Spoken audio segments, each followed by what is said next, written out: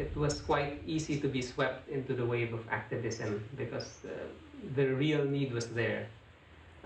The kind of government that we had at that time easily compelled people into the streets. At first, I was recruited into a theater organization. It's called Teatro Umalohokan. Umalohokan is a native term for town crier.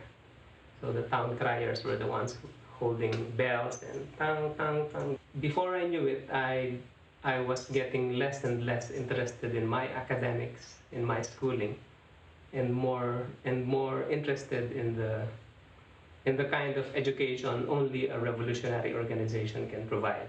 I decided to do full-time guerrilla work. I left school, went to the countryside, to the mountains, and joined the New People's Army. Being underground, it is prone to a certain kind of paranoia. It had always been suspicious of the enemy's efforts to infiltrate its ranks with spies.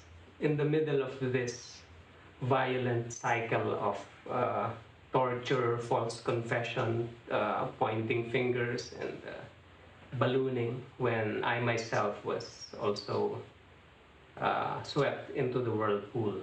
Of course, they did not get any information because basically it's not true. Looking back, those initial suspects were not spies.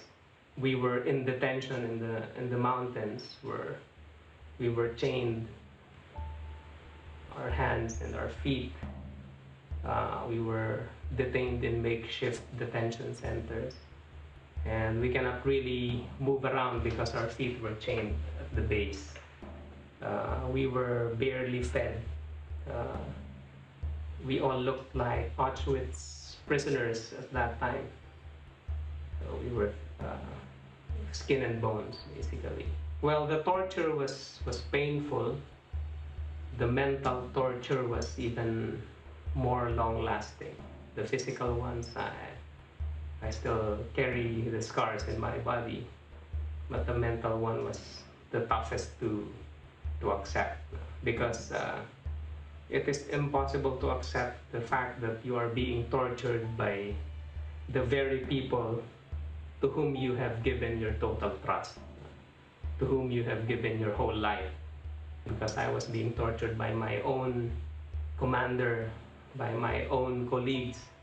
Some of them were the very ones I recruited into the movement.